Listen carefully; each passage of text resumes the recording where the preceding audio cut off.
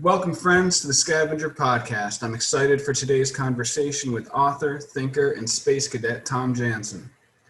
Tom wrote the novels Red and Rogue Adept. He also holds a Bachelor of Science in Clinical Psychology from Towson University and is a senior lab technician. While I'm always a fan of Tom's fiction, today's conversation will be more about Tom's ideas regarding consciousness and reality, two things which happen to be at the very top of my interest list. So, with no further ado, thanks for joining us, Tom. Oh, fantastic. I'm looking forward to this. Yeah. So, how you doing? Right now, this is one of my favorite things to talk about. Yeah. Books, stories, consciousness, reality, all that kind of stuff. So I'm excited. And you're somebody that I've been following for a long time. I love how you write. I love what you write. I love how you think, as much as I can tell that from your words. So I'm looking forward to having this conversation and see where we can go with it. Awesome. I feel exactly the same. So, I think maybe a good simple question. I think this is kind of one of those things. It's such an overarching topic. I think we could start anywhere and it would go fine. But let's might as well start with recent history, last couple of years. Things have been getting kind of crazy in the world as a whole, right? I mean, everything is kind of, it seems to be a lot of madness. I see some people far on the, what would you call it? On the spectrum of religion, spirituality and non-spirituality. The people on the spiritual aspect seem to be thinking we're experiencing like a divergence of reality, But even people who are on a more materialistic end of the range, even those people are kind of looking around and going, something feels weird. So to get into how you see consciousness and how you see reality, can we start with the modern time right now? How do you perceive what's happening right now?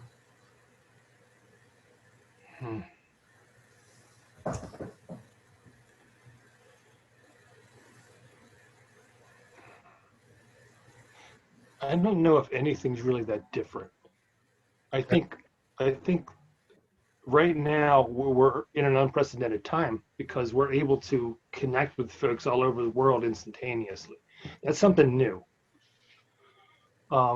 Another interesting thing is that our social media is kind of designed to kind of restrict and narrow our viewpoints. Everything we look at, right, gets collated through algorithms, and we only get fed back to us the stuff we're already interested in. So I think if we're looking at the world through social media, our viewpoint is going to be through a very narrow lens, and I think it's becoming more and more narrow as time goes on. So I'm not sure if things are really that much crazier than normal. I think that we're being fed and shown bigger mirrors of ourselves, more refined mirrors of ourselves. And I think that in itself will change our perception of our own reality, which then causes a feedback loop. So the more I look at social media, the more I'm going to see the stuff that reflects my own interests, my own fears. And then that's going to change how I think the world is going. I don't know if any of that is objectively true. That's actually a fascinating point. And the thing right now is that, so just a year ago, I mean, the social media thing has been happening for a while, but you could set the social media off, walk out the door, and just go start chatting with people. But because of the lockdown, quarantines, all of these situations, it's like the isolation. It's kind of hard to get away from it. I mean, it's harder to just have random encounters with strangers that can make you realize, oh wait, social media reality isn't reality. Actually, people are all pretty cool. But because their interactions are almost exclusively on social media for like the past year, it it exaggerates that mirror or that lens. Right. I think that's a good point. Yeah, it's much harder. I mean, if we didn't have social media and we were locked down and we had to spend more time in our own heads and hopefully maybe just getting out in nature a little bit, even if it's just sitting on the front porch and kind of watching things, I wonder how different our viewpoint of life would be. That's so funny that you mentioned that, man, because I when I step outside, I'll just watch birds for like Mhm. just 1 minute, just watch birds for a minute. It's like, yeah, life's actually still pretty cool. You know what I mean? Like, I think you're right on with that, man. It's the remedy is right there, but we forget to go for it, right? Yeah, I mean, I don't know if you've felt this, but I can feel sometimes when um, I'll get stuck on social media. It'll be late at night, and I know I need to sleep. My rational mind is telling me I don't need to be doing this, but I can actually feel like a part of my consciousness numbing out as I just kind of suck this stuff in. And it's there's a particular kind of disassociation that I feel with it, where it's a very odd phenomenon, and I still fall into it all the time. And it's just innocuous stuff, right? It's stuff I find cool, but still, it's just an endless stream of things that pull me out of the present moment and pull me out of being grounded in the physical space that I'm really in, right? It pulls my consciousness out of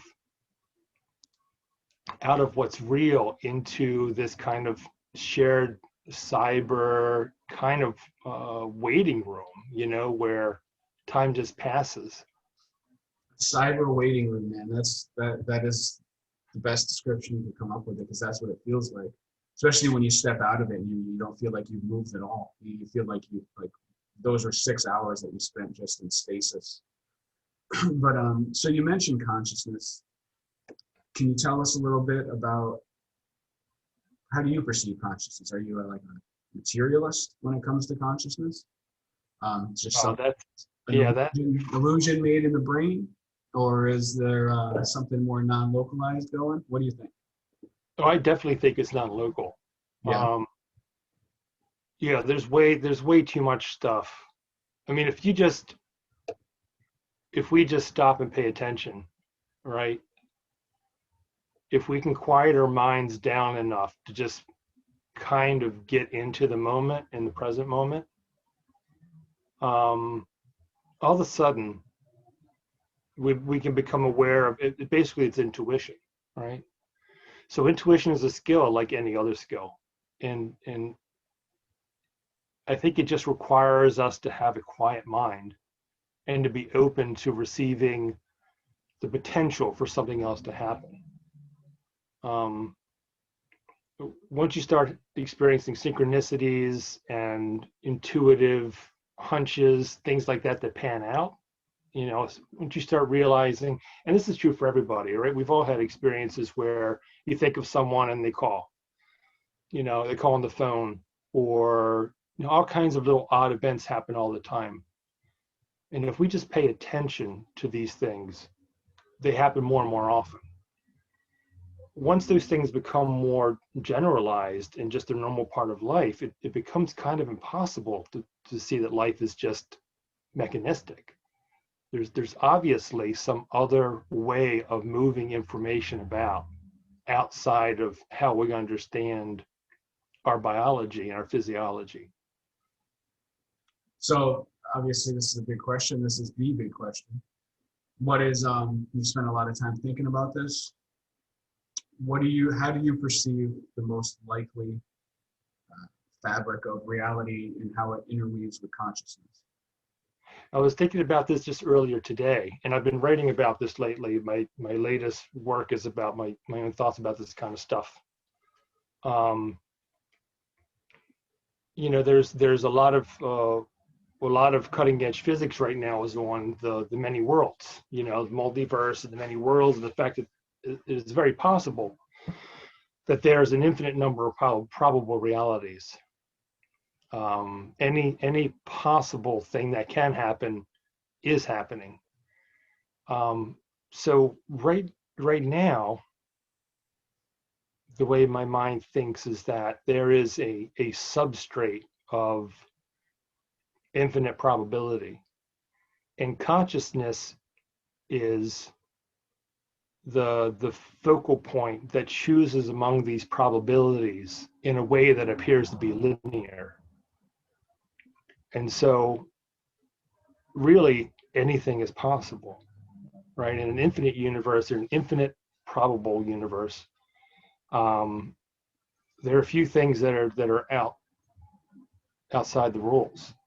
And so what we are pinpoints of consciousness, or pinpoints of awareness that are streaming together, kind of stringing a story together through these probable realities. And we do that through our thoughts and beliefs. Whatever you think and believe is going to manipulate and cause the probable to become actual. And our brains are the mechanism that kind of stitches that all together to make it seem like it's seamless, but it really isn't. So when you say that the individual consciousnesses help select from the probabilities that are in front of us, is the mechanism for that individual, or is it as a group, as a human race as a whole, or both happen at the same time? Well, I think it's all happening simultaneously. I had an experience years ago. I was reading an interesting book by Jane Roberts, and she is someone who does a lot of channeling, had done a lot of channeling. She died in the 70s. And she channeled an entity who spent a lot of time explaining the nature of reality. And he actually wrote a book called The Individual and the Nature of Mass Events. Some of these writings led me to have some experiences. And one day when I was at work, I was able to watch people having conversations. And then I was able to see visually over top of them, kind of like, it was almost like a tornado of probability. And I was able to watch them both share and choose the probable conversation before it happened. I mean, each of them has their own reality, and yet they're sharing this conversation. So it's a shared reality as well as a personal one. And somehow it's all got to mesh. The only way that's going to happen is if there's an infinite amount of probabilities to choose from. And you're each going to choose the one that suits you, and somehow it's all got to fit together. But I think that we are kind of in a nested consciousness as well. You know, I have my own consciousness, but I also share the house with some cats and my fiance. And so there's the consciousness of the house and the home. There's the consciousness of the property and all the animals who live on it, and how that all interacts. I think it is beyond our comprehension how complex this can really become. I don't see any reason to assume that it's not infinite. There's a really interesting book I read recently called LSD and the Nature of, I think it was LSD and the Mind of the Universe, but I think it's something like that. I'll talk to you about it, or send you the link. But it was a professor who started doing, he was a guy who was studying spiritual development, and was a professor, and realized that doing high dose LSD sessions gave him access to higher realms of spiritual knowledge. And so he spent 20 years doing these high dose sessions in which he entered the consciousness of all of humanity. Had to deal with the karma of humanity as a whole and how horrific we've been, as well as connecting with higher intelligences and divine intelligences. So I think it's infinite. I think it's everything's interconnected. We have access to all of it potentially, and it's just a matter of how far we want to go and how much we want to develop our own talents and our own abilities. So what do you think that means for death?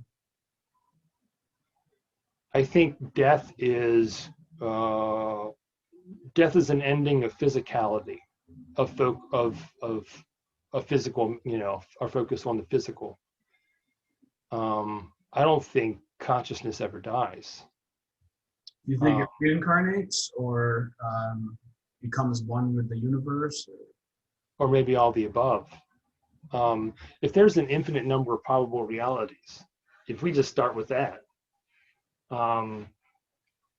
then there's an infinite number of places to go and things to experience. So I think consciousness, I mean, the one thing I don't understand is where consciousness starts, where it begins. That I don't quite get.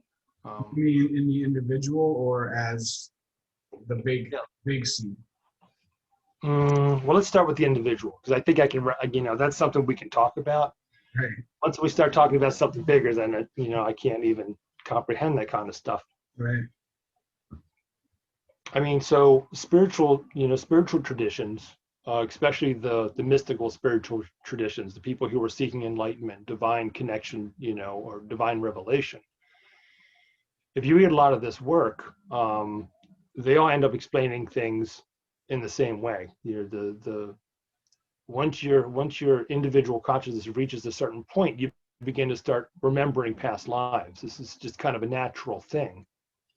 And so having bleed throughs of memories is nothing new or novel if you're someone who's devoted to seeking this kind of path. I think anybody who reads this kind of work, reincarnation is taken for granted. Right. And it also just kind of makes sense, right? I mean, I would like to live in a universe that kind of makes sense. It does make sense. I feel a personal, I have a little bit of a resistance to it because it just seems kind of pointless. Like we just keep coming back over and over and over and over again. And like all the people that I love are just replaced by other people that I love, and they essentially become strangers. And I don't know, man, there's something deep in me that does not like that. There's an emotional resistance to the idea of reincarnation, even though I also think it seems to be the most likely outcome for what happens. If there is an afterlife at all, Right. I believe reincarnation seems like the most supportable outcome, right? Mm-hmm. But there's a part of me that has an issue with it.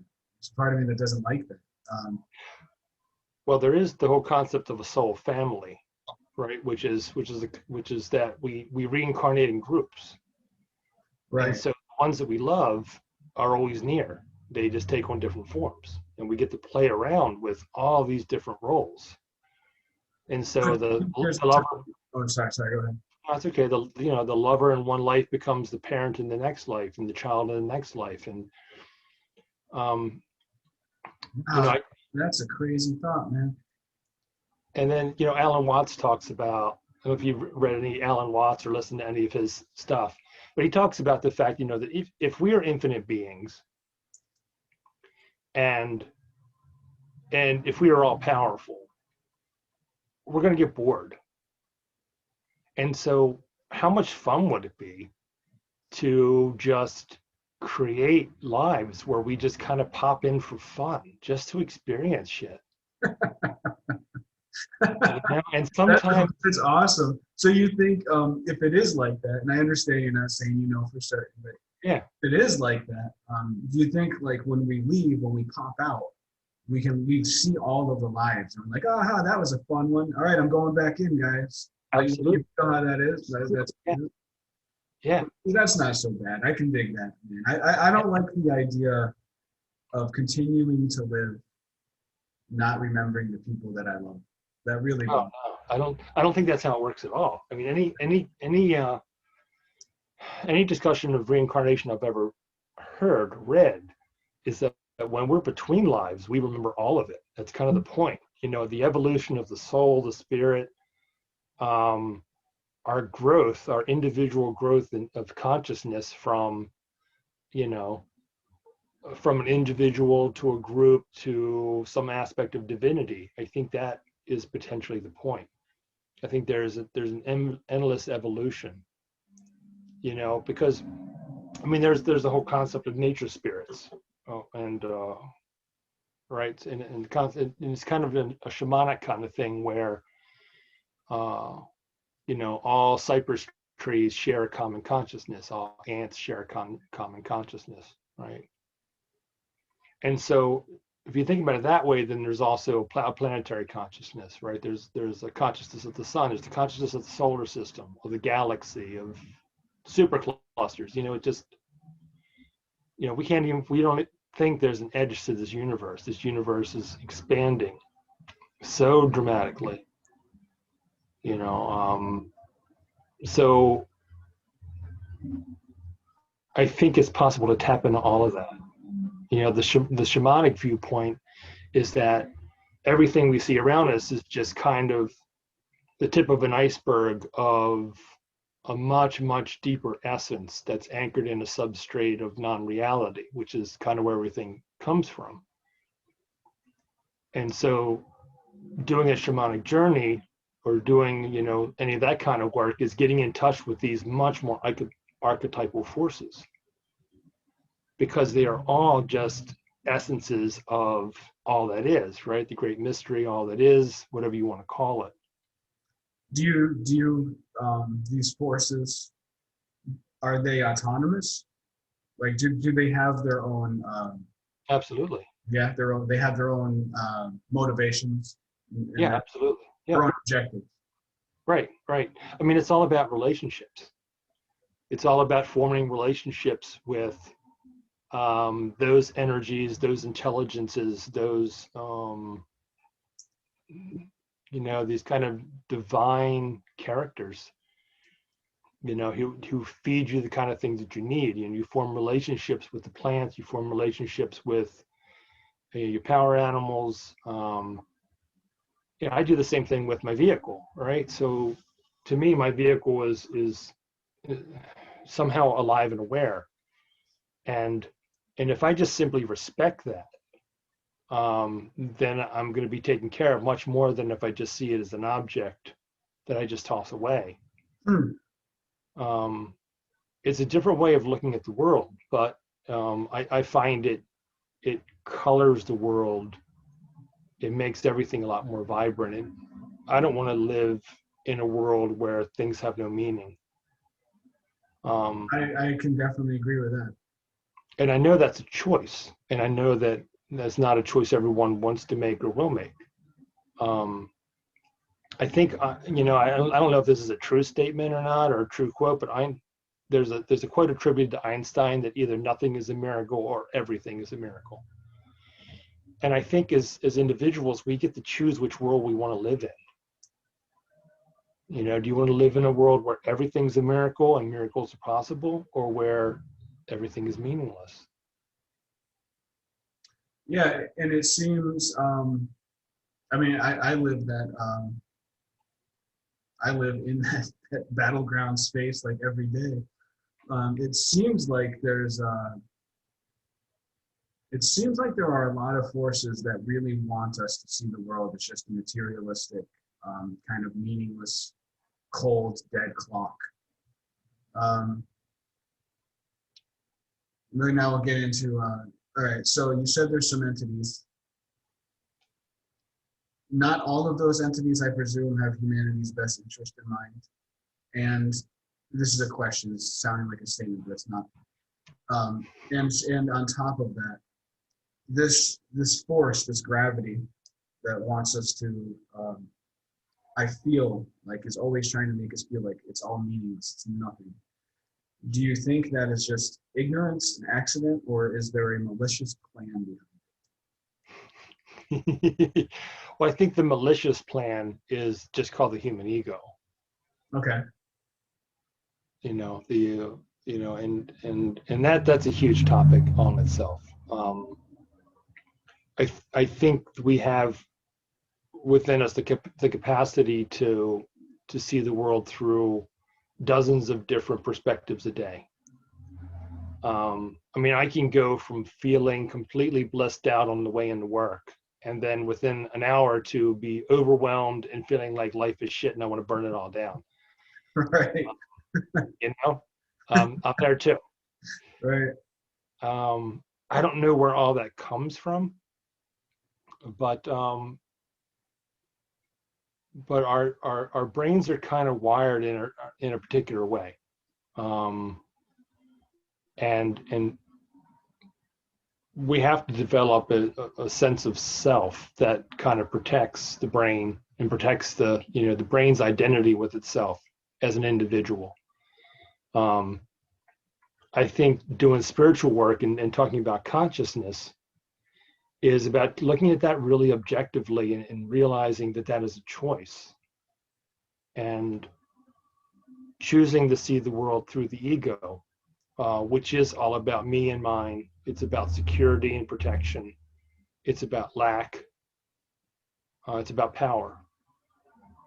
And if you want to look at the world and see where all the problems come from, that kind of defines it. It's all ego-based decision making. Short-term gain over, environmental, the life of the species is secondary to short-term, monetary gain through the shareholders. Whether or not there is some overriding, some large collective that is somehow trying to manipulate, or that, I don't know. I think one of my biggest fears, I know a lot of interesting folks who have really fallen into a rabbit hole of a lot of the conspiracy stuff. Right. And some of that stuff is very compelling, and it makes you wonder. But ultimately, I think we each get to decide what kind of world we want to live in. And if you want to live in a world where there's good versus evil and there's a war to fight, then you can have that. And if you want to live in a world where, the miraculous can pop up at any moment, and you try to attune yourself to things that are beautiful and life enforcing, then you can choose that too. Or choose it all, And I think that's what we all do. We choose moment to moment. And so that's why the world feels so chaotic. Is because I don't think we're very mature yet in our ability to make those choices for ourselves. Yeah, I can see that, man. It's just like the cliche story of the person who seeks fame and fortune. They get it and then kill themselves because they realize it was nothing like they thought it was going to be. That story has been told so many times that it's a cliche, and yet still, there's always that pull of, I want to be rich and famous. Goddamn, even though all these other people, it did not lead them to happiness. I still want it, But then there'll be like moments of clarity where it's like, no, that's not going to lead me anywhere. I should be seeking peace and spiritual fulfillment. But then that thing will come back again. It's like, no, man. If I sell 1 million books, dude, I'm going to be happy. I'm going to be happy, It will be for a little bit. Right.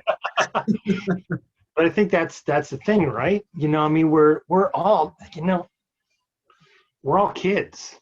Like, no matter what, we're all like little kids, and we have this amazing power, right? And I'm not just talking about metaphorically. I think the things that we put in our minds, the things that we ruminate on and think about and believe in,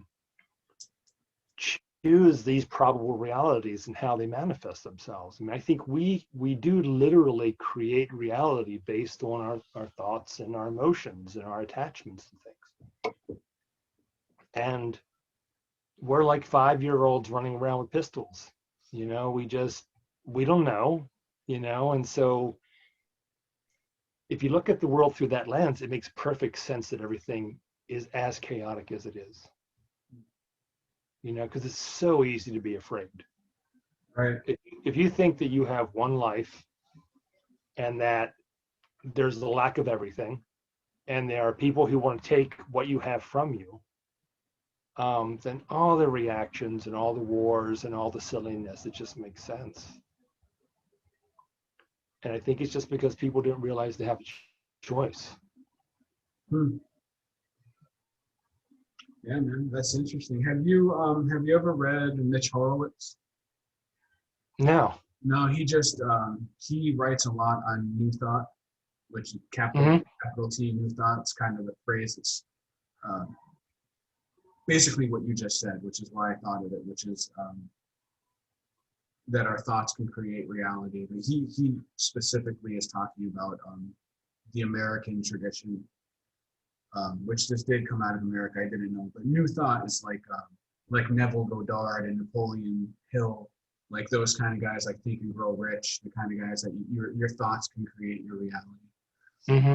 But Mitch is he's a great researcher and a really smart guy, and he treats the subject with a lot of respect. And he's like the leading evangelist for New Thought, but Yeah. he's very skeptical about it and very cautious about it. Like one of the points he brings up is that he feels you can go too far in saying that our thoughts create reality, and you miss the fact that there are other forces also happening. So all these things are happening at once, and yes, your mind can help.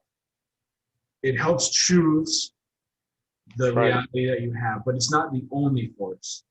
And Hmm. the reason why he felt that was important, well, for two reasons. Number one, because if you feel that and I'm going to give you a chance to give your thought, Sure. Yeah. Yeah. but if you go into it and you think all of my success is based on just me believing enough and me being strong enough, then you fail. Well, that sucks. You like Right. hate yourself. But probably even more potentially destructive is like if somebody gets cancer. You Right. actually see people from these New Thought, or any disease, doesn't have to be specific. Yeah. Yeah. Yeah. You'll actually see some adherence to these ideas. Will be like, well, he must not have been thinking right.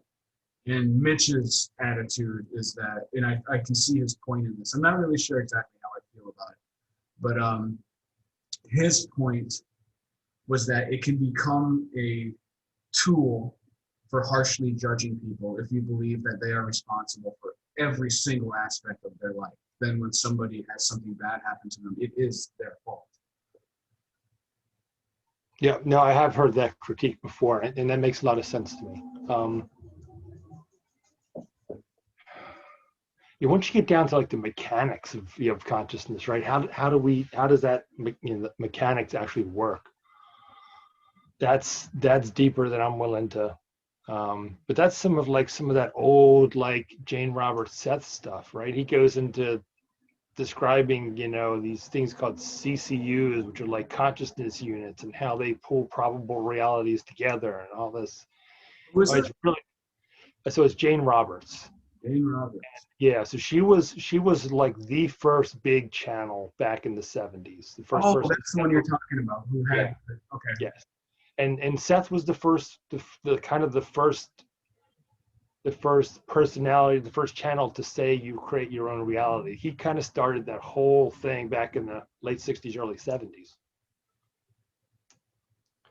Um, you know, I there are other forces. There have to be. Mm. Um, and so another thing to think about is the potential of karma, right? Which is, a lot of folks who've studied near-death experiences and past lives and things will talk about this state in between lives where we kind of set up the next life to come in order to learn lessons. And I think this is kind of what you're talking about, where we have we come into this life with a broad outline of the kind of events and things that we want to have happen, and then we get to manipulate within those boundaries. Ultimately, we've still chosen that life. We just chose it in the previous before we came here. Yeah. So I think, once we start thinking about judging people based on their lives, or even judging ourselves based upon circumstances, yeah, there's a part of me that has always wanted to figure out how to play around with this system of creating reality a little bit more extreme, right? So if we do choose these realities the way the way I'm talking, then there should be a way to make big jumps and to really see some crazy shit go somehow that doesn't happen. So there seems to be some type of limit set in. There's some type of mechanism that stops us from turning the sky a different color, from, you know, having the oceans be in a different position the next day, that kind of stuff. Something ties that all together. I don't know what that is, but it's fun to play with, and it's fun to write stories about that kind of stuff. So maybe, yeah, I think there is some type of boundary or some type of storyline that we have to live within, and some of that stuff we just cannot mess with. Yeah, when you say storyline, it gets into, you know, a lot of people now talk about the simulation theory. Yeah. It's especially, it's interesting because it's been kind of like a backdoor for materialists and atheists to find themselves lost in a spiritual reality, because it's like, once you get in there, it's like, well, how do you know what the rules of the simulation? Like, how do you know people aren't tweaking the sim? You know what I mean? Like, I've seen people who go in there from a materialist stance who then wind up and like, wait a minute, if this is a simulation, then maybe all the crazy spiritual stuff is true. But yeah, I think that is interesting, because it seems to me like you're talking about very old traditions. Yeah. And ways of mystics have been looking at reality forever. And it seems to me like the simulation is just a way for people to conceptualize what you're talking about, but just in a modern mindset. Mm-hmm. And I think everything ultimately will always come back to that, right? So whatever the truth is, right? I'm not saying I understand anything that's true. Right. I just have fun playing around with these ideas, and I kind of see it reflected in my own life. So for me, it kind of makes sense. But it also makes sense to me that there are folks who don't see it reflected, and so their viewpoint's completely different. The fun thing about thinking about creating your own reality is that it means that everybody's kind of right. And that's one thing I like about it, right? So no matter what religious, you know, concept framework you're coming from, the possibility of prayer in any tradition can bring divine intervention into your life. Doesn't matter. And I kind of like that idea. It means we're kind of all right. And I like to play around with that and think about that. And it helps me be a little more compassionate, I think, with myself and with other folks. Compassionate in general, or compassionate specifically when it comes to how people see reality? All of it. All of it? Yeah. I mean, just because my heart quakes when I hear certain things, when I, you know, when I hear people talk a certain way, or when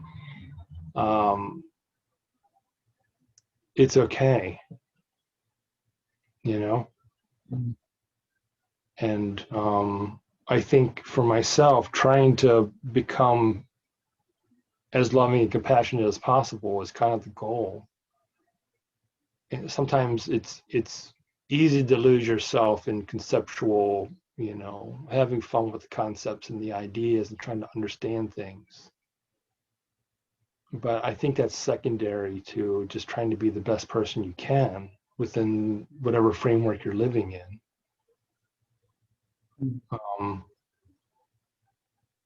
I think sometimes trying to understand things is gets in the way of being more fully present.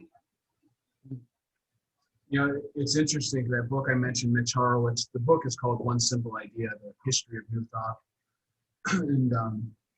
And something I found interesting in it was, you know, now when we think of New Thought, we think of people like Tony Robbins. So I'm actually a huge Tony Robbins fan.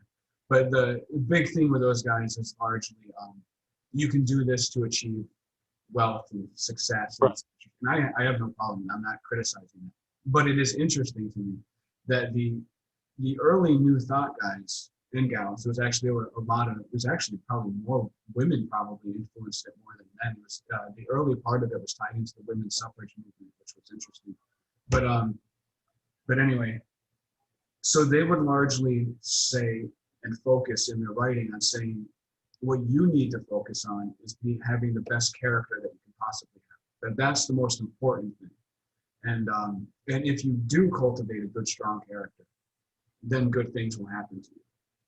And I just found that really interesting that for them, that was the start. It was actually kind of the start point and the end point. It was like, you refine your character. That is the highest good. And then when you do that, other things will come in. But that's actually kind of secondary, because what matters is being the best person you can be. And somehow that traditional way of looking at the world kind of got lost, because now it's almost entirely about like, well, this is how you can be rich and famous and blah, blah, blah, blah. And it's like, right. Because that's what sells books. Right. But it's like, you know, dude, I don't doubt, actually, I know firsthand that stuff works. Yeah. I changed my reality with it.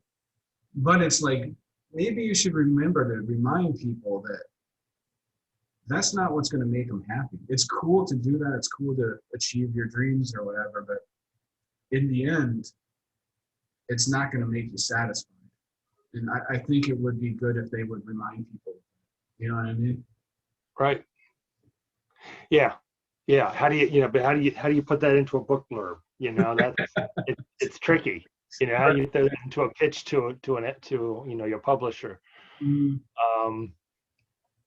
Because that's, you know, that's where we are. But, you know, but there are a lot of books out there that are written, that are more written from the heart, that somehow end up on the bestseller list, you know. And these folks write books because they feel like they're, you know, they're led to, or they're guided to, or they write them because they're passionate.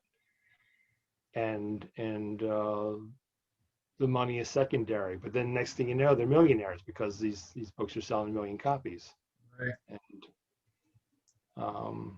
I don't know. I think that our you know, if our goal is to be contented in our lives, and just to be happy, then we will be led down a certain path, and then we get to choose whether that's where we really go or not. But everybody's definition of happiness is different. So Right. here we are. You know, I just, there's this guy, he's an Irish guy, his name's Tom Sheridan, he has a YouTube channel. He's a far out wacky guy, but he's a very interesting and insightful guy. Says a lot of crazy shit, but then he'll say some really profound stuff. So I watch him. He's an interesting dude. He's like really into magic, like magic, real magic. Yeah. Like altering reality. Oh, yeah. What was that? Yep. Yeah. And every once in a while he says something really interesting, but he was talking about some book. I think this book was published in the 60s or 70s. And I believe the title was The Goblin Universe. And it harks back to something you mentioned about 5 minutes ago, where it started out with, I don't want to get into this, I won't remember it in details, but the basic result of the book, and Sheridan's point, was that this guy started researching paranormal spiritual phenomenon from a purely like materialistic stance. Yeah. In researching it, he started experiencing very strange synchronicities and crazy things that started happening to his life. And so by the end of it, what his hypothesis was, and it reminds me of what the thing you mentioned about the consciousness units, I think it was, the same thing, that was your term for it, was that if you choose to penetrate any field with your consciousness and you choose to look into it, your reality will start to meld with it.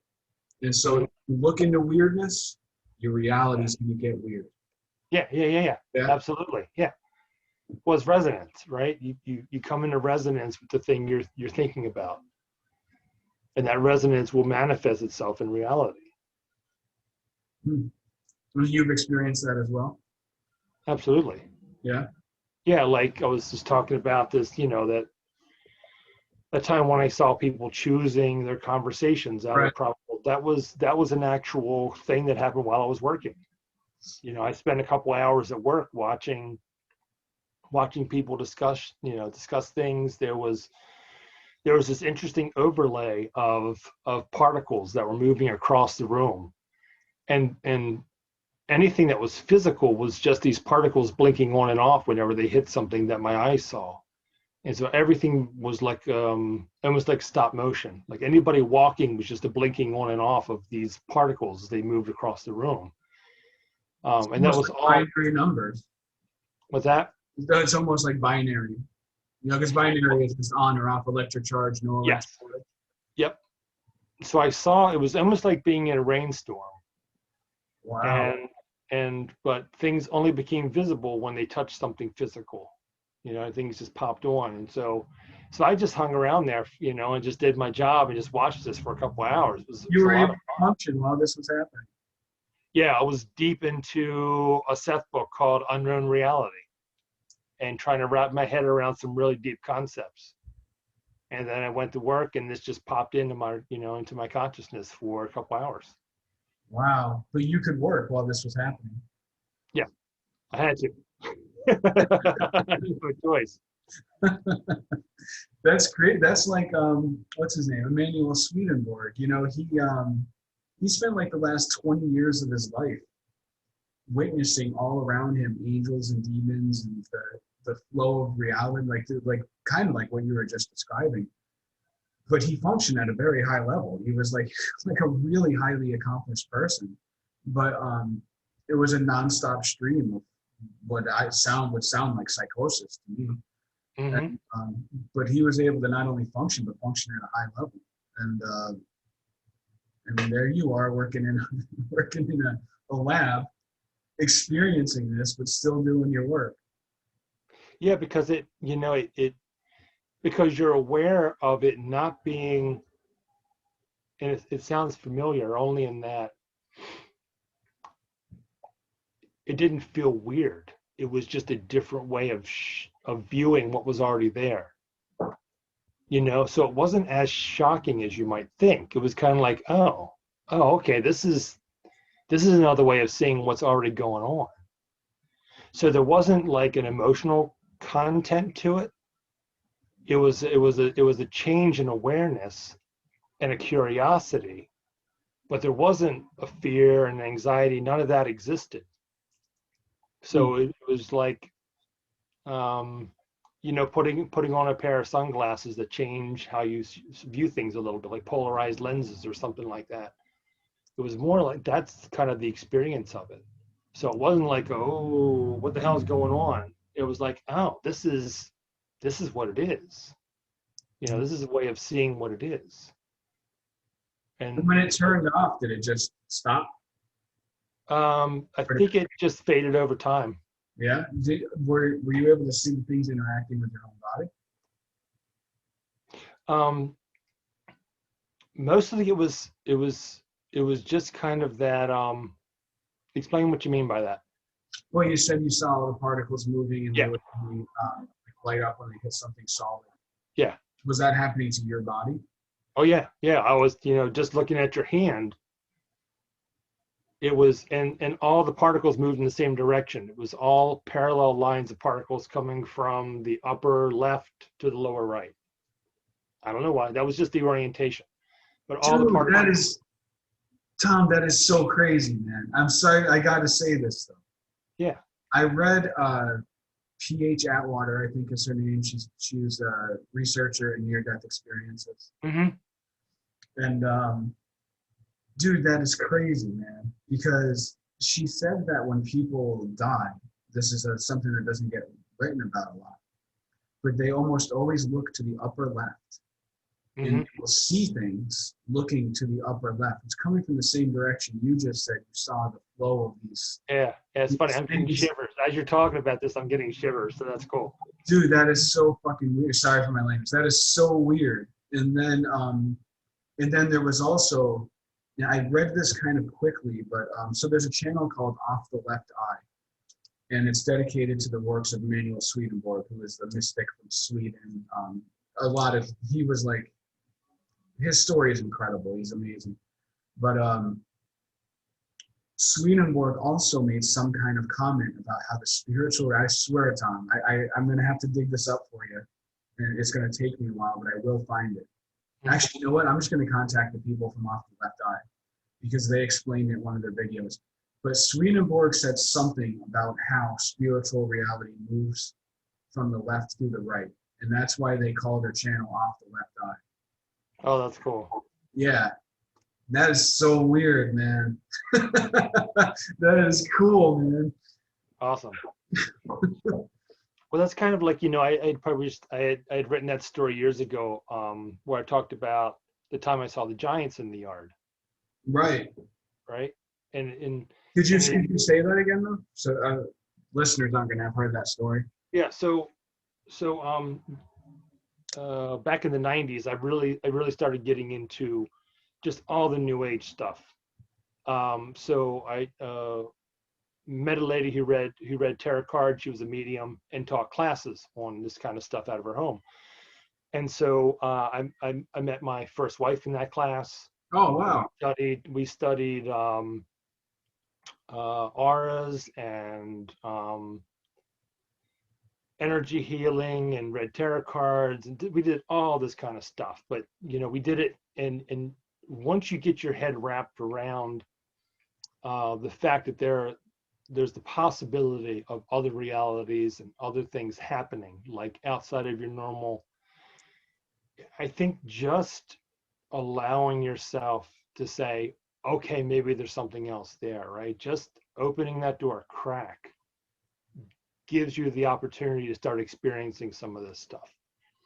And so I was living this life for a while. We were involved in these groups. We would go to houses and do clearings when there was some nasty energy in houses. We were, and so one day I was just out back here. I live in rural Maryland, rolling hills, surrounded by farmland.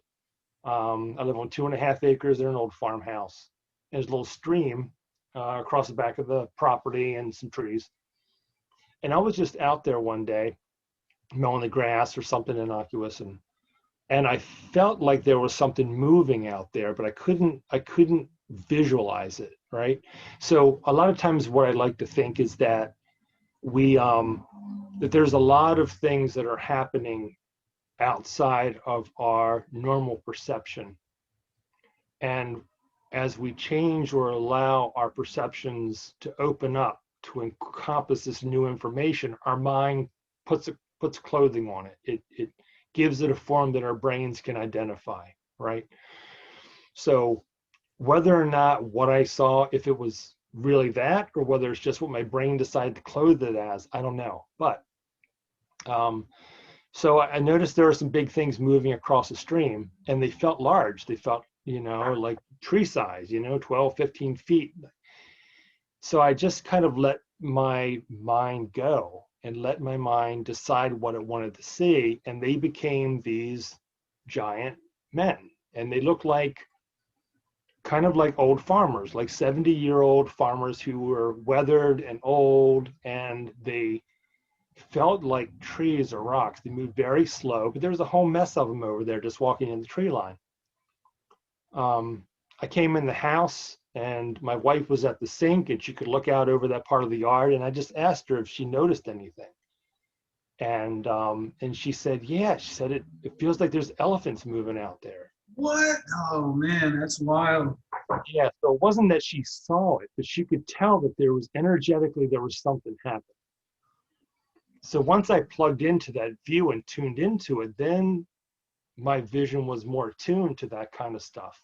And so for the next week or two, driving to work, any tree line, they were in there. I could see them moving around, just doing their thing. They didn't really interact too much. They didn't seem to notice me too much. But it was really, really cool for a little while. And that kind of stuff happens all the time. It's just a matter of like being okay with it, going with it. And a lot of it is just surrendering to it and letting your mind do what it wants to do. That's pretty awesome, man. Mm-hmm. So that kind of intense experience, Do you still have those now and then? Yeah. Yeah. And the thing is, they're not, they sound intense, right? They sound really off the wall, but as you kind of get used to this stuff happening, you realize it's just the way it is. And again, it's not scary, it's not even unusual. It's just, oh, this is what's happening right now. I'm being shown something amazing right now. So let's just suck it in and enjoy it. Um, I mean, my wife and I did animal rescue for a long time. We took care of abandoned cats, and we live at a place where people used to drop cats off all the time. So we had 20 some cats here at one point we were taking care of, and we took care of them until they passed. And so I still see little shadow cats all over the place all the time. I've been outside and had something rub up against me. I could literally feel something rubbing up against me as I was working outside, but there was nothing there. Wow. Or I'll see just a tail, just a little fluffy tail, just walk around, and when I turn, it's not there. That's so cool, man. But those things are just, again, it's about surrendering and allowing. And the big thing I think that helped me out was my imagination is so, I never stopped being a kid, so it's perfectly fine for me. I don't have any brakes on that car. It's all accelerator. That's So awesome, man. I've had nothing quite like what you're talking about, but I've had definite like synchronous and spiritual experiences, however you want to phrase it. But I also, for years, suffered very badly from sleep paralysis. I don't know if you've ever looked into it. oh yeah, I went through a long period of that. It's fascinating. But it was not like it bothered me badly. And Yeah, oh yeah, it's scary as hell if you don't play around with it. right, and then that's actually funny because I was able to get rid of it and get a handle on it. And then it was years later when I started reading about it. And I started reading, like, there are some shamanic traditions where they believe that being visited by those kinds of things in your sleep, or they're basically trying to show you that you're supposed to be a shaman. And you're kind of like, yeah, they're scary, but you're kind of supposed to listen to them. And I've like heard things about that. Now I kind of look back, I'm like, did I miss an opportunity, man? Because all I wanted was to get rid of the damn things. Oh yeah. I've also heard that the sleep paralysis is like the antechamber to astral projection. I've read that too. Have you had any experience with that would vouch for that? That's the one thing that I've always wanted to do and have spent a bit of time trying to, and it failed completely. Yeah. So I do all my journeying, listening to headphones of drumming and stuff like that. But I haven't, and I've tried. When I was in college, 30 some years ago, I was just stressed out all the time, not eating or drinking right, and so I could induce sleep paralysis at will. All I had to do was sit down and close my eyes, and just I would hear sounds becoming distorted, and I would feel that kind of dread, right? Because there's always like this paranoid and this dread. Yeah, you get that little fuzzy like, thing in your back of your neck that feels like there's a presence in the room, and all this kind of stuff, and you're able to see the room with your eyes closed, and there's all this. I used to play around with that all the time. It's been a while since I've had it now, but well, that's actually funny that you mentioned that, because when I used to deal with it was also when I was not being healthy, and I wasn't sleeping properly. I was drinking too much, and I was younger and just being a general wild man. But yeah. also I also wasn't very happy at that point in my life, and yeah, that seemed to coincide with it. There's only one time that I ever had anything that I don't know if this would be considered astral projection, but when I was how old was I? I was probably like 20, 21. Me and a couple of my buddies decided to see how far we could run, and it was on a really hot day, and we we had been drinking the night before, but we're like, let's fucking go do it. And so I ended up running 16 miles, which was at that time by far the farthest I'd ever run. Like, Yeah. Oh yeah. Oh, that'll definitely induce some interesting changes in perception. yeah, and well, that's not why we did it. We just went Oh, I know. to push ourselves to see how far we could run. Yeah. Two buddies fall off, and I'm just running by myself for like a long time. And kind of sounds like I'm talking trash about them. I guess I am, because I smoked those guys. But so like I ran way farther than they could. But like as I'm running a very hot day, all of a sudden I realized, and you're one of the few people that might understand this, because when I've tried telling this to a couple other people, I don't think they can conceptualize it. But it was like I was running, but I was looking down on myself. Oh yeah. Really, really high. Yeah. Oh yeah, that's common. Really? Actually, yeah, I've read a lot of books by people who do ultra marathons. These are the folks who do the 50, 100, 130 mile runs, and that happens. That's really? Folks, yeah, that's. I know there's some Native American tribes that to induce trances for visions. One of them is pushing their endurance to the limit, and some of them will run or do some kind of extremely hard physical task. Yeah, I read there was a book I read years ago just about Aboriginal shamans and all the different techniques they would use. And there's one poor guy, he would just stay up for 3 days straight. He would just walk around and do things, but he wouldn't sit down. He would just do that for 3 days just to induce these visions. Wow. So I think it's exactly what you were doing. You just absolutely. It's amazing, because that wasn't my intent, but after I did it, and while I did it, then there was this voice going, I'll never forget. I remember exactly what it was saying. It was saying, you are a singular entity. You are a singular entity. And even though those words don't seem to really make any sense, it was just a powerful experience. And it made me realize that my entire reality actually is happening inside my head. And I don't know why those words triggered that, but it just made me realize that the external world is completely inside of me, and the inside of me is completely in the external world.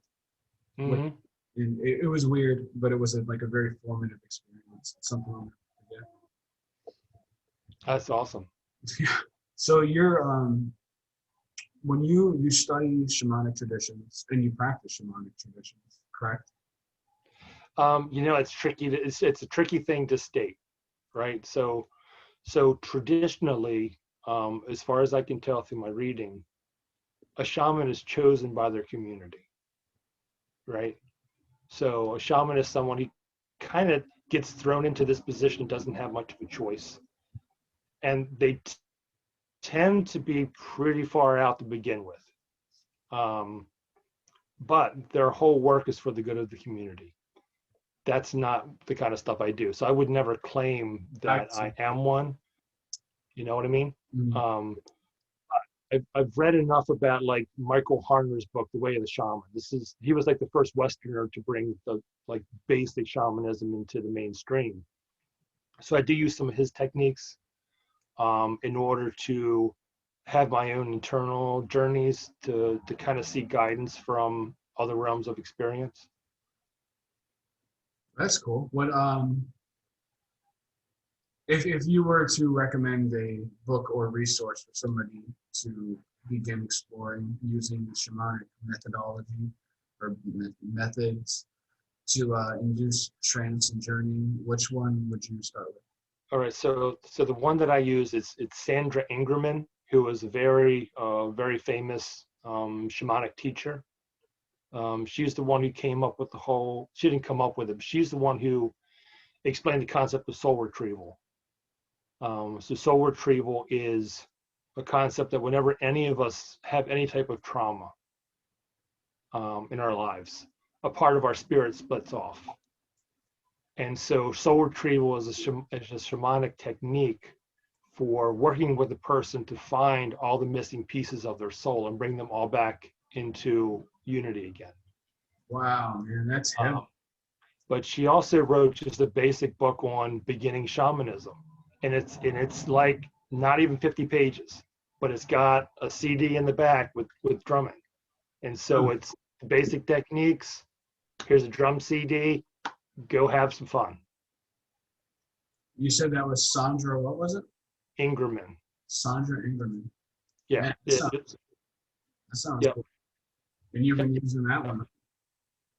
Yeah, I've taught some basic classes on Introduction to Shamanism, and I use her techniques. She's just very clear. It's very simple.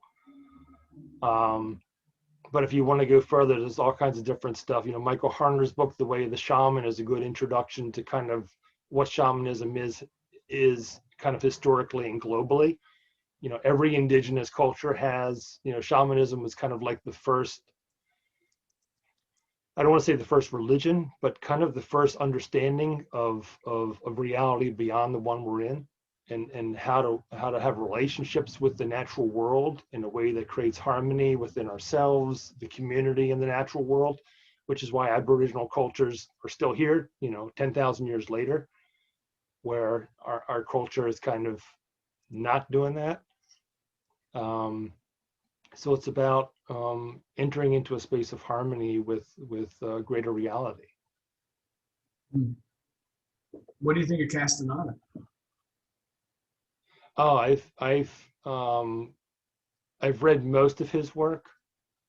I do love his concept of the second attention, which is basically that there are clues in our everyday life about these other realities, and they're right in front of us. All we have to do is be prepared to see them, to listen to them, and to follow them. I spoke early on about just having a quiet mind and just kind of increasing your awareness to be, you know, to kind of pay attention to things. And that's the second attention is a way of tracking these invitations from non-ordinary reality in order to receive the wisdom that they're offering. And basically, it's anything that captures your attention, like anything out of the ordinary that makes you stop in your tracks, and it's an invitation from something greater to form a relationship and have an experience. And it's just a matter of whether we're willing and want to do that or not. And then the way to go about it is just to surrender to it and just go into it. You know, give yourself enough time and allow that it's possible, and then just be brave enough just to see where it goes. Yeah, that's interesting that comes up, because like I said, when I was younger, I had a lot of these kinds of experiences. Mm-hmm. I got them under control. And what was that? You know, I think it's, you know, I think it's, a lot of us would say that kids are much closer to those other kinds of realities than we are. You know, as an adult, part of becoming a mature adult in this world is about turning a lot of that stuff off. The process of spiritual growth for me is keeping a hold of that kind of innocence and protecting it, you know. But while I think also preserving your understanding that as a mature person, you have responsibilities, and you can't just totally go play with the madness, right? Like you have responsibilities and people you have to care for, right? Because that's like, I say that because I've seen a lot of people. I mean, not personally, I've read about them. I actually have personally seen this happen, but people who kind of go off, I don't want to say off the deep end because that's kind of marginalizing them, but they lose their grip and their ability to function effectively in society, and they end up going completely down that rabbit hole to a detrimental point where they hurt their own lives and they hurt the people around them. And yeah, and that's, you know, that's it's tricky, right? Because the culture and the kind of the rules of the game that we're playing right now are kind of insane. We cannot continue with our culture the way it is right now.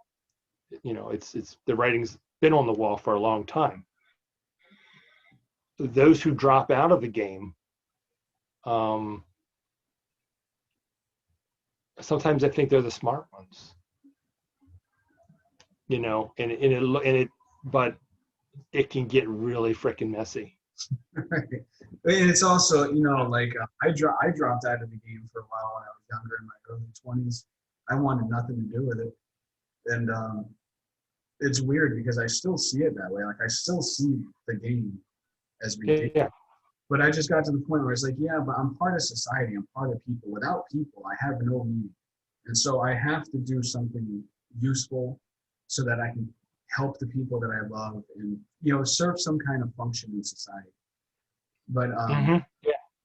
but like it's odd to do it while understanding how absurd it actually is. You know what I mean? So it's like the people that drop out, I agree they're smart in the sense that it might be better in some ways for happiness, but it feels like, and let me know if you disagree, it kind of feels to me like it's kind of selfish. Because it's like as stupid as this thing that we call society is, I still want to be a productive member of humanity, you know? And I wonder, yeah, I think it's up to us to decide what that balance is, right? And of course, you know, in any continuum, you're going to have those who go way too far on both directions. Right. So, you know, hopefully we can find some kind of balance for ourselves where we're content with ourselves, we're content with our lives. We can go to sleep at night without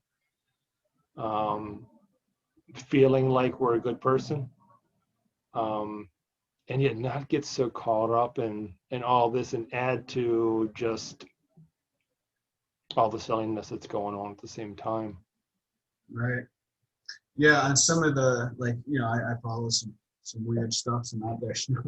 But there's a lot of people in the I don't even know what to call the community. It's just like the weird community, the capital W.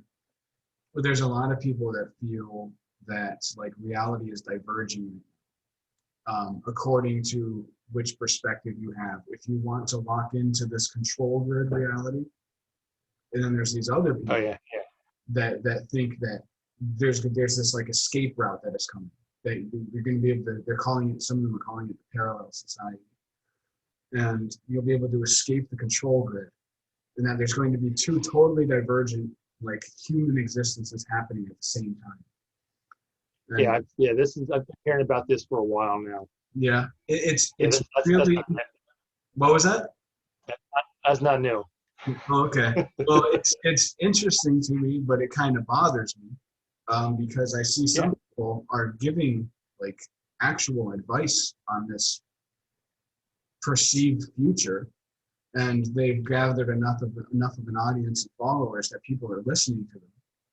Yeah. And I'm just watching this like, dude, this is really cool brain candy, and I'm not saying I know what the future holds. I don't freaking know. But I don't think you should be taking financial advice off this person. You know what I mean? Like, yeah, I get it. I get it. I know, you know, I know a lot of folks who are who believe that the you know, the Anunnaki came and, you know, messed around with everybody's genome, and the blue lizard people are actually running everything.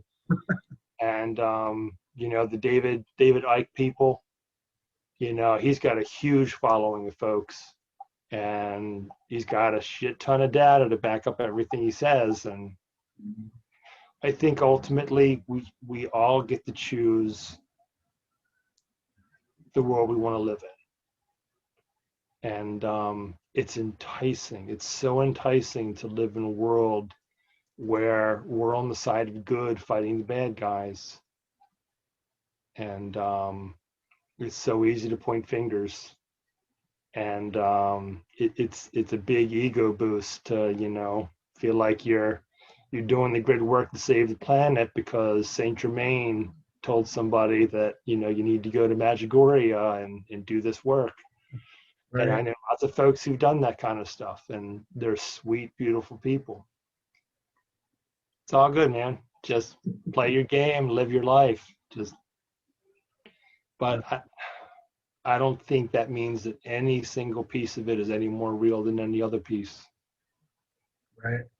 Yeah, that's like I try to ground myself whenever I start getting too deep into this weirdness. I look back at the 60s, which was another time when there was a huge just cultural transformation across the whole globe. And you had tons of people that were saying the age of Aquarius is here, and life is never going to be the same. You had all these people that left the world expecting life to never be the same. And it was like, at the end of the day, it did change things. Society, the world absolutely changed. But it didn't change that much. I mean, the underlying fabric of you use money to pay for things, et cetera, like that stayed. And so a lot of people were misled, whether intentionally or unintentionally, and seriously hurt their lives because they were like, reality is going to totally change. And I kind of feel like that's happening right now when I go on some of these YouTube channels and I see people like telling people like, get rid of your dollars because there's none of it. The whole economic system is about to crash and the future is going to be totally different. We're going to be able to manifest whatever we want. And it's like, dude, I love the brain candy, but don't be telling people what to do with their money. You know what I mean? Like, don't be going there, Yeah, but they believe it. We're all. See, that's the thing, though, right? We get to choose. We get to choose what we believe. And I have some good friends who. I had a good friend who moved out to Creston, Colorado, and met a lady out there, and they had this cool little spiritual life, and he did not want to pay for life insurance because everybody was going to ascend soon, and then he died, and she was left with nothing. Everybody gets to choose, right? And that's part of the fun, and that's also part of the the dark stuff is. Totally. Do you know who John Keel is? I've heard the name. Yeah, his big thing was he was the guy who he was a journalist, one of the first truly dedicated paranormal UFO researchers, and one of the first guys also to say that he thought that UFOs and paranormal were part of the same phenomenon, that they weren't separate, and that UFOs are not metal ships from outer space, that they're some kind of interdimensional entities just like Bigfoot or anything else. Yeah. He was one of the first guys to float that idea. But he wrote the book that the Mothman prophecies ended up being based on. And he kept a skeptical, sharp mind through the whole thing, which is good because it kept him from going off the deep end because he experienced some really weird stuff. But he encountered tons and tons of people who he believed really were contacted by UFOs, which in his viewpoint are spiritual entities. They're not from outer space. Right. They would be told to do things like go start this religion, go do this, go do that. It was almost all based around this idea of love and peace and harmony. Yeah. And but he observed that it ended up destroying a lot of their lives because it would force them to do really stupid things. And but in his assessment, he believed that they really were contacted by something.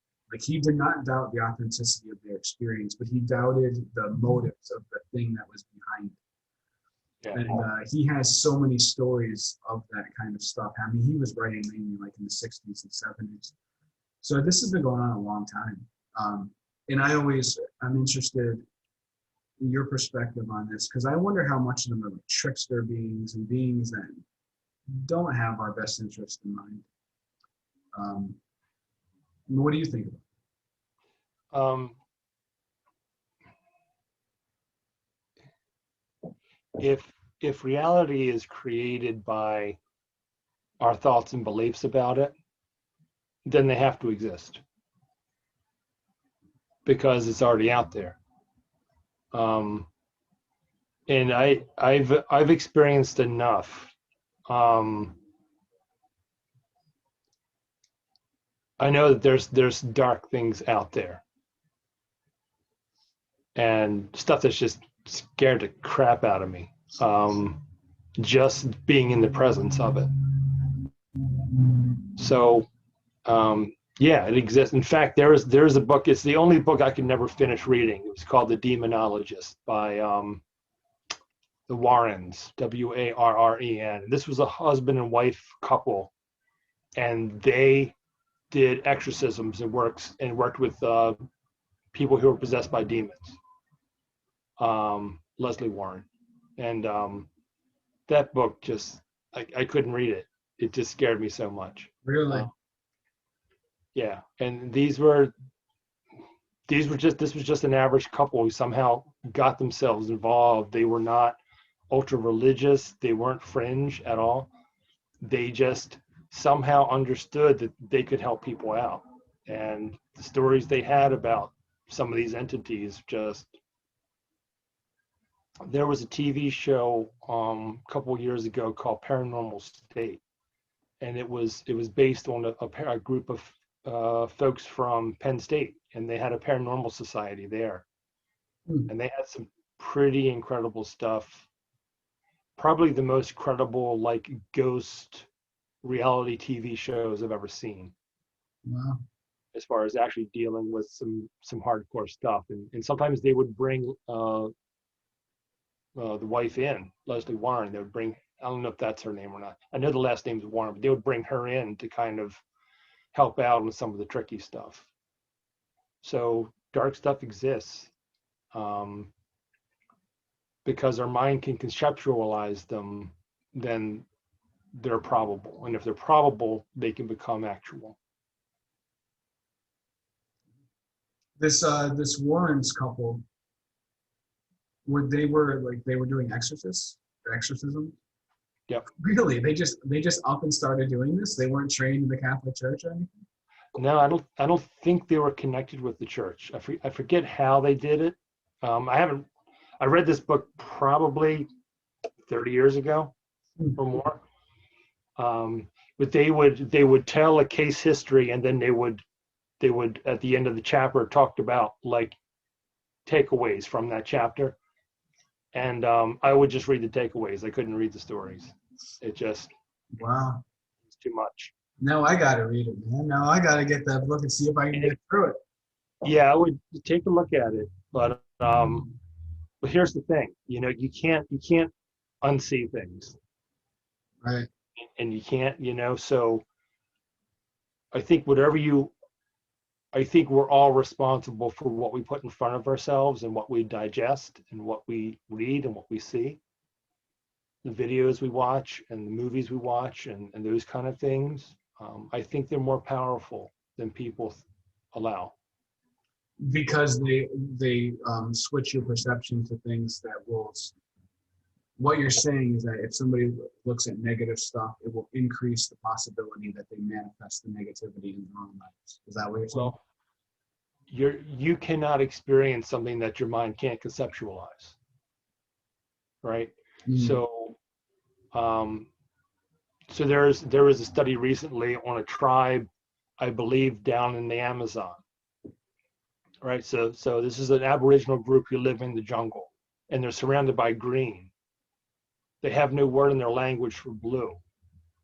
They have no concept of blue. So if you show them a chart of all green boxes in a circle and one of them is blue, they cannot pick it out because they don't have a word for blue. Their mind is not wired to perceive blue. We can't perceive of things until our minds have a concept in order to like take it in. So which is why once you start allowing interesting things to happen, you can start perceiving them and seeing them. But the more narrow your viewpoint, the smaller your reality is. So there's safety in that, right? Like the appeal to that is that it's safe and predictable. Yeah. The negative aspect is that it's kind of devoid of meaning, interest, and it's kind of boring, right? Like, so a person can choose that narrow path. They get some benefits from it and they get some negatives from it. But you're saying that if somebody had that negative perception, then they open their minds to something like the demonologist. It opens them up to seeing that in their own minds. Yeah, if you don't know it's possible, I would think it's less likely to enter into your experience. I don't know if that's true or not, but there's something in there that's true, right? But it also makes me wonder, right? Because if if I'm seeing interesting things just because I'm allowing myself the possibility, what else is out there that I'm not seeing? What else is out there that none of us are seeing? Right. There was the Seneca Indians. There was a famous spiritual leader for the Seneca Indians. His name was Handsome Lake. And his famous quote is that the realm of the living and the realm of the dead are about as far apart as the edge of a maple leaf. Hmm. You know, it's all right here all the time. It's just that we're only used to seeing that much of it. That's wild. That's wild to think of, man. It really is. Sometimes you're stretching my imagination to the point where I try to conceive of what reality, if all that stuff is true, what does reality actually look like? And it's like, damn, dude, I don't know. I mean, it's wild. It's weird. Yeah, but you know, on the other side of that is, you know, if we let in too much and you're not ready for it, you know, so maybe this is what, you know, some folks experience, is that their minds are not prepared for it, and too many channels are open at once, and then the mind can't comprehend what all that flow. It's just, the bandwidth is too much. So And you're then, right. would you agree with this? I'm asking this. I have a specific reason for asking this. But if somebody were to encounter that and they were overwhelmed by it, they would start trying to make sense of it, and in Mhm. doing so, they might start having some delusions and putting meaning on things that's not actually there. Like, would you say that was possible? As they're trying to make sense of this flood of information, they just start straight up hallucinating and having delusions. Well, I think some of that, if I'm not ready to see giants in my backyard, you know, how's my brain going to interpret that information? It's gonna come up with something. It's gonna put some clothing on that experience. And based on my belief system, that could be terrifying. Well, do you have any, if somebody does have one of these, if they're getting more than they're ready for, somebody has turned the spigot on for some reason and they're getting flooded. Um, do you have any advice for how somebody would get some control over it?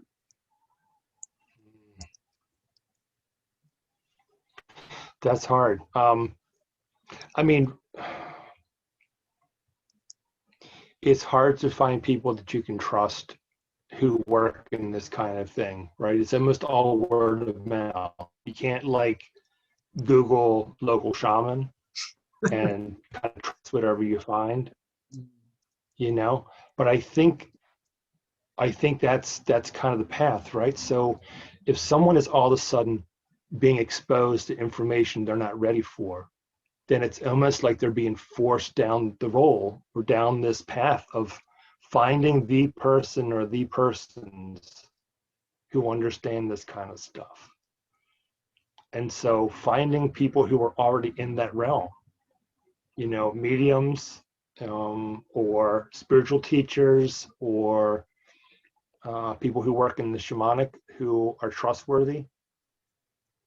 Um, you know, but basic grounding is also really, really important.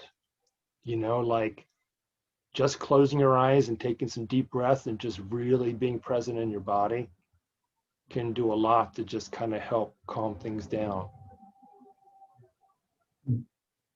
With that specific advice, I'll just keep talking your ear off here. So let's, this has been a great conversation. I could just keep going, but a 3-hour interview is too much. So let me ask you, you've been exploring these topics for a while. You've been writing about it, thinking about it. What would your advice be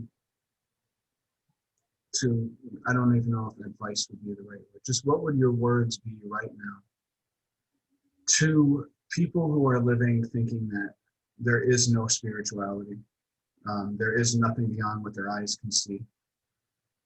And a lot of people are living in a lot of fear right now because of the pandemic or because of the lockdown, depending on which one scares you the most. And just because of the general divisions in society. If you were to just sit down and talk to people about reality and consciousness as you see it in these modern times, what would your advice or just your parting words be? You know, I had to talk to somebody about this the other day, actually. When the lockdown first started, somebody pulled me aside at work who I didn't know very well and said, "You're a writer, right?" Like, yeah. Well, you must think a lot. What do you think about all this stuff? And I don't think you have to put any spiritual bent on it, right? I think life is about loving people. Life is about taking care of the people we love. Life is about taking care of yourself so that you can show up for the people you care about. And I think that's all you really need to worry about, right? Start there.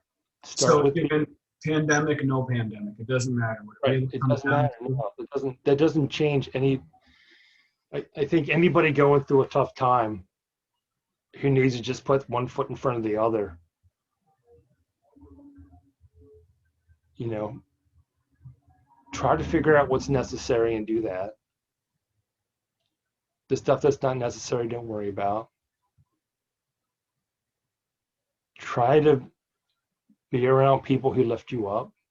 You know, it's just the basics. Like every 99% of the stuff we worry about is irrelevant.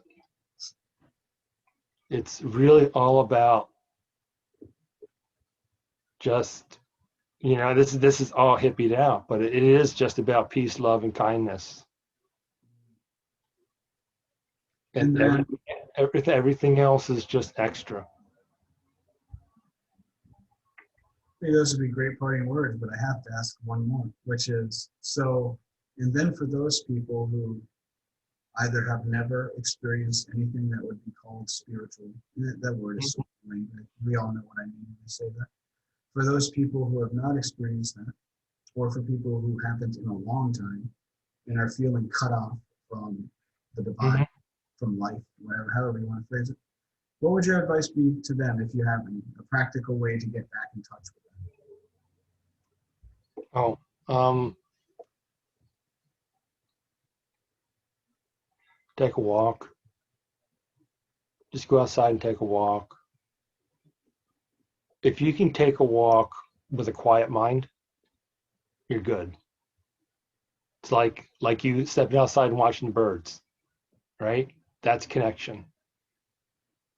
So wherever you are, whatever you need to do to quiet your mind and be present, and then if you can do that in a natural setting, that's an open door.